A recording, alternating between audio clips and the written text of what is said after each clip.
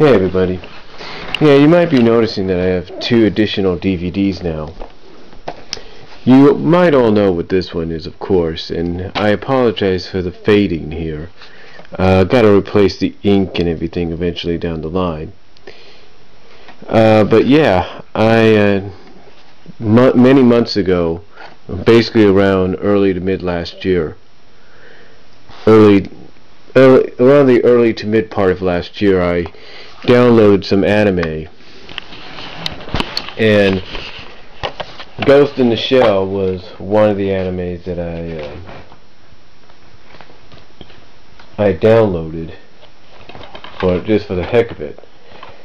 You know, I'd heard a lot of people talking about it, saying how good it was, and I took a glimpse sometimes at the series when it would air.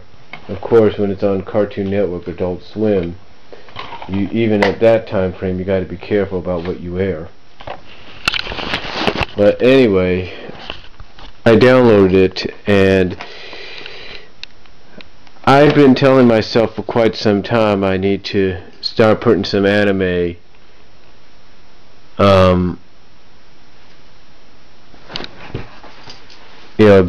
I need to start doing what I promised myself I was going to do. Basically, the promise I had made to myself last year, and in fact, you guys can see the videos of what I had promised I was going to do, was one of the things I promised to do was put a lot of the anime that I had downloaded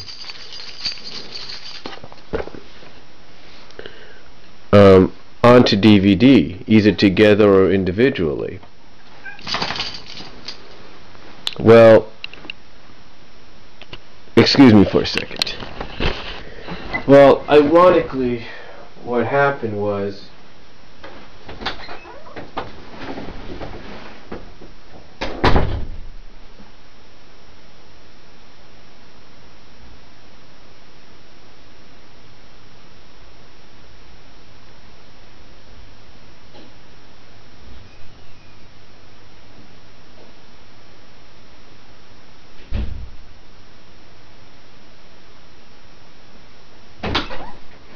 sorry about that, but ironically, what happened is today I was taking care of that. Well, yesterday, today, whatever, depending on how you look at it, I was taking care of that very issue. I was finally taking care of it on this Easter weekend 2012. Well, the first volume, if you will, got completed, and it would be this volume right here. Now, if you're wondering about the cover, this is actually downloaded from a picture uploaded on DeviantArt. The user that uploaded this picture is called Kai Is Anime. I'm pretty sure some of you may have heard of them. And I have to say, they have an impressive amount of anime. There's no doubt about that. A very impressive amount. So, anyway, I completed one volume, which contains these films. You could probably see them right there. It starts off with Anime Drawing a Revolution, that 56-minute documentary that aired on Stars, and then it continues on with Baji, the Monster of Mighty Nature, then the One Millionaire Trip Bandar book anime.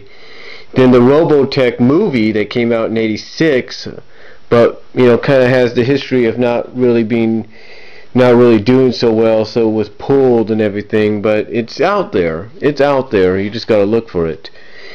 And then, of course, I rounded it out with the first episode of Princess Knight anime. And then this disc here, which Ghost in the Shell is on, has quite a story behind it, because you see, I originally was going to put 1001 Nights. If you guys don't know what 1001 Nights is, it is an anime that was done by the guy that is known as the Godfather of anime. The Tezui guy or whatever, the guy that was responsible for Astro Boy. Let's put it that way. Well, I was going to put his rendition, his matured, I guess you can call it the matured edition or rendition of 1001 Nights on here, on this disc, along with Ghost in the Shell, and then later down the line individualize them through courtesy of the DVD Fab. DVD Fab software, that is. But what happened is when I played it in that DVD player for 90 minutes of the film, because Tazui's, or whatever his name is, his matured version of 1001 Nights is known as the longest animated film in history. 2 hours, 10 minutes, 130 minutes. So it looked like, when I put it in there, because I had it connected to there, I had that DVD player connected to the recorder here, and it looked like everything was okay, but it only recorded 90 minutes of the film, because then afterwards it said that the codec couldn't be supported. So I don't know if I have to play it on my Xbox and see what happens, or what's going to occur next. So I decided, you know what, fuck it, I got Ghost in the Shell, might as well not waste the DVD and just go with it. And that's what I did. I recorded Ghost in the Shell, and there you go. Ghost in the Shell, along with my first anime movie collection. Now, you know, for anybody that wonders, yes, I do love anime. I am a huge anime fan. You take a look at the Yu-Gi-Oh! I have. You take a look at some of the DVDs I have, like Karas. Revolutionary Girl Utena. I mean, right here, Revolutionary Girl Utena, of all things. Right here. Revolutionary Girl Utena, the movie. Of all movies, right here. Look at this. You tell me I don't like anime. Or what about New Cutie Honey, Collection 2, as well as Collection 1. I have that. I have my own variety of anime, you know, whatever you want to call it. I have my own variety of anime. You know, I have down here, if you look, let's move this out of the way, I have Najica Blitz Tactics. Najica. If you've never heard of that, that's all 3 volumes of the Najica series. Then here, of course, Sonic X, that's an anime. Headmasters, Japanese version of Transformers, that's an anime. You know, I like anime. I like it. I really do. You know, and I like it sometimes if the dub's appropriate, or if it's not appropriate, I'll watch the Japanese version, of course. And, you know, I just like it. I really do. And there's very unique anime out there. Very unique. You know, I have different kinds of anime. I have certain anime that, well, let's just say I don't watch it much anymore because that's not my cup of tea, but I know of, I have seen it, I have heard of it. I'll give you one name in particular, Stainless Night. There you go, that's one. That's one out there. But again, I do like anime. I mean, I watched Robotech when I was a kid. What does that tell you? I used to watch Voltron when I was a kid. So, I definitely like anime. There's no doubt about it. That's why I decided to do an anime collection finally of some very rare movies in Japanese format, and if not in English format. Just like I did with DC here. I mean, take a look at this.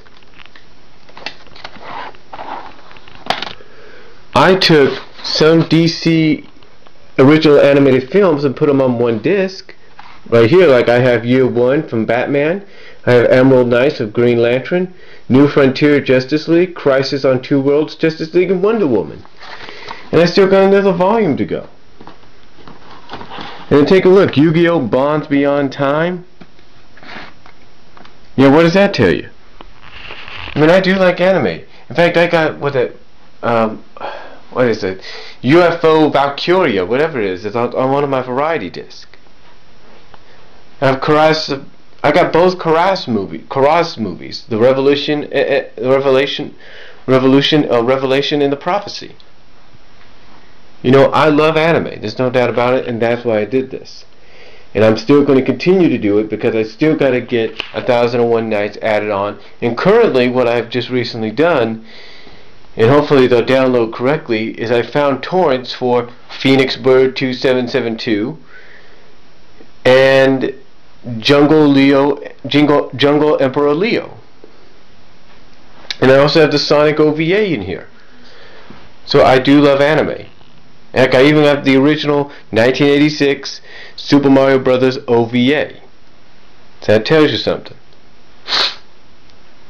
I mean, I've always liked anime. It's just it's an interesting thing, because when you think about anime, it's like you don't know what you're going to get with it sometimes, and it's a different variety of stuff. I mean, listen to the videos I've done on it here on my channel. Listen to the videos I've done on it.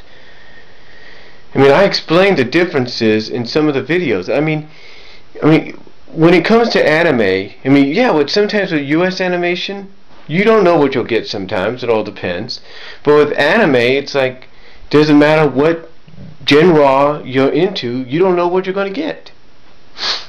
What genre you're into, you don't know what you're going to get. I mean, I was watching J.O. Her name's J.O., short for Jesu Atuka, J.S. Atuka. She does anime, and you can find her on thatguywiththeglasses.com. And she did a review with Kyle, Ultra Citizen, whatever his name is, on Utena the movie. Now, she likes the movie for its visuals and all that, and its absurdity, as she puts it. But the one thing about the movie, which she does acknowledge some fans don't like about it, is the fact that it goes in directions no one ever thought the director, the creator of the series would go. I mean, if someone would have told you, I mean, let me ask you an example. If someone would have told you, oh, in the last 15 to 25 minutes, Anthe is going to escape with Utena by driving Utena as a car. Yeah, what would you say if someone would have told you while you were watching the anime series or reading the manga, and they would have said, oh, by the way, you know that movie that's being created by him, by the director? And if they would have told you, oh, you know that movie that's being released in theaters, the Revolutionary Girl Utena movie? And it'd be like, yeah, why? Oh, by the way, did you know there's possibly in the last 25 minutes, in the last 15 to 25 minutes, Utena gets turned into a car and Anthe drives her out into the real world? Would you have believed that if somebody would have told you that? Maybe, maybe not. But that's the whole thing about anime. You never knew what to believe. You never knew what to expect. I mean, look at Bandar Book. That's basically almost a Japanese version or loose Japanese adaptation in their own way of a Superman-like story.